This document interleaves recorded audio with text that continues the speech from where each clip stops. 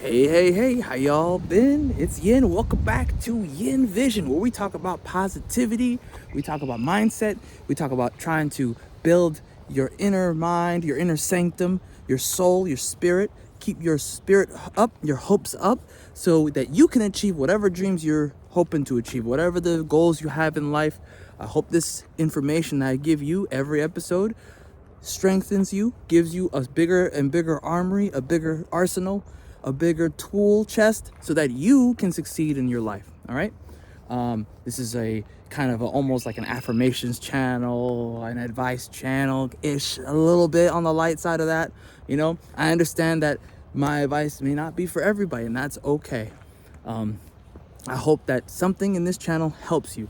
It makes you feel good, helps you build your spirits up. That's my hope for you, is to spread a positivity, this energy that I have, right? I want to leave it behind me. I want my life to have meant something, and if I connected with you in such a way, then it did mean something. I'm also a writer. I write fantasy. I write sci-fi, space fantasy. That's really my forte. I'm working on a book right now. Just want to let you know that at some point I'll put like an email list together, and you guys, if you want to sign up, feel free. The first book will be free. I'm putting out the book for free. I have like a free book I'm working on. Anyways, today's episode is about depression. I feel like I did a whiplash. It's about depression. No, it is about depression. Depression comes from a lot of different reasons. There's lots of a variety of reasons. There's an ocean of reasons why someone could be depressed, or if someone is depressed. There's an ocean of reasons, right? Not one size fit all. Everybody's going to be different, but I want to kind of walk you through one example of why some people have gone through a significant depression. One thing I talked about a very long time ago, and I need to bring that back up again, is work. Work, unfortunately, in the West, we, and even in the East, this is the same thing. This is a kind of a universally human thing. Really, in the modern world, I don't know if this is something that has happened in the past. I'm not a historian like that. Hey, historians, let me know in the comment section if this has happened in the past, in our like ancient history and ancient times. Has this been a thing? Maybe it has, maybe it hasn't. I don't know. I don't pretend to know. But I do know what's happening now, and that is people feel depression. They experience depression as a result of them being ego invested in attaching their own inner value to the job they do. So let's pretend, for example, you're an accountant. You do papers, you do numbers on an Excel spreadsheet. You help people, figure out what their budget's going to be, whatever it is. Okay.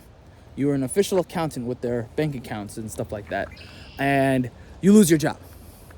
You spiral into a depression because you can't get another job like an accountant. Everybody else is lowballing you. They're paying you. They're offering you pretty much nothing, right? There's no offers to be a regular accountant. It's all part-time or no time, right? Just basically, you're gonna have to take a step down from accountant to like an assistant or something, right?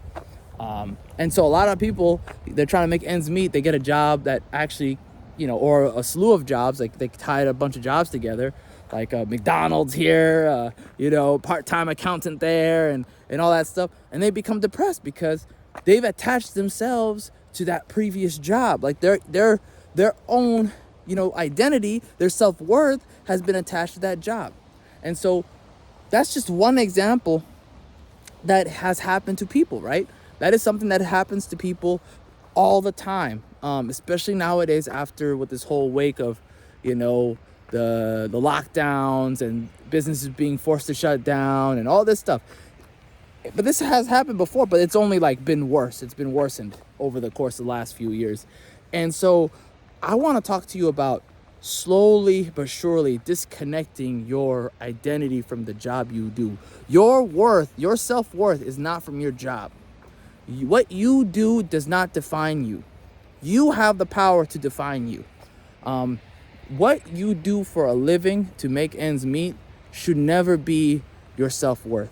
It can be a part of your identity if that's what you want it to do, if you want it to be. That's that's up to you. That's a personal choice. I personally think it is a bad idea to ego invest into that career as part of your identity because of this reason alone. You give a power to that workplace. You give a power to the employer.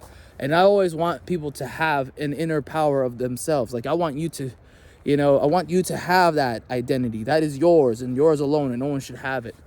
And so the number one thing I realized, for me, it's happened to me. I've had this happen to me. It was a big deal for me.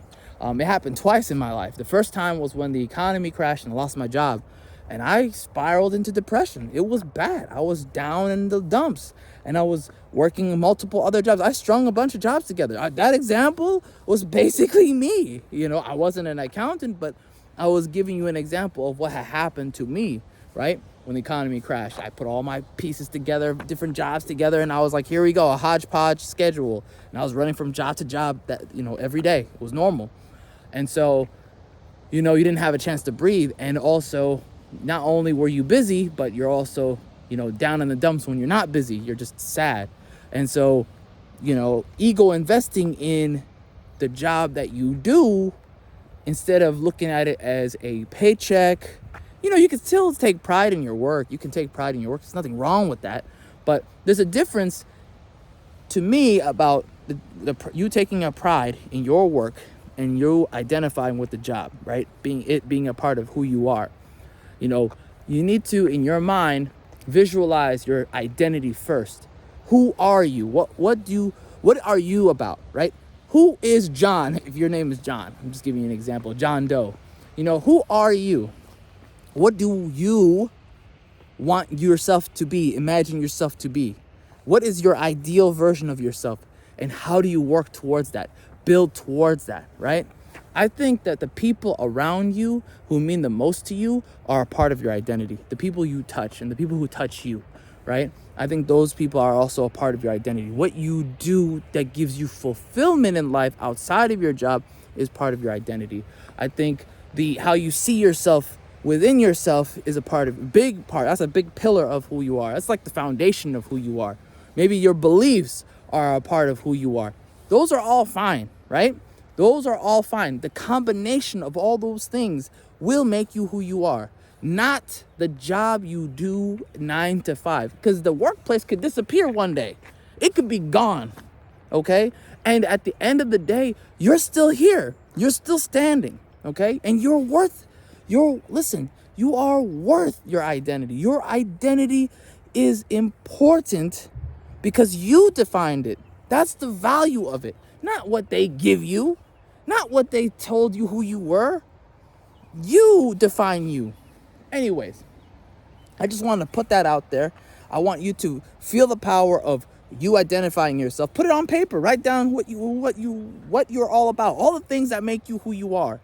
And then internalize those things, the things that you want to be. Work towards those things. We can talk about that in the future, about working towards the things you want to be.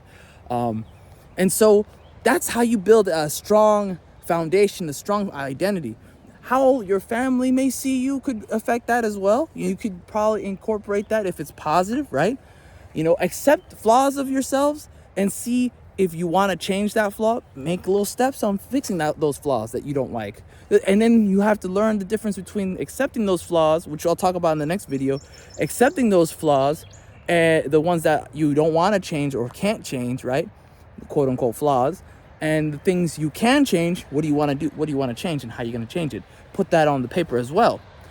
At the end of the day, it's your choice. It's your power. It's your name. It's your identity. Make it worth you, okay? Make it worth it to you. Anyways, that's it for now. Let me know what you think about that. Have you had this problem before? Did you identify yourself with your job before and it kind of backfired in a bad way? Let me know. Have a great day. Take it easy.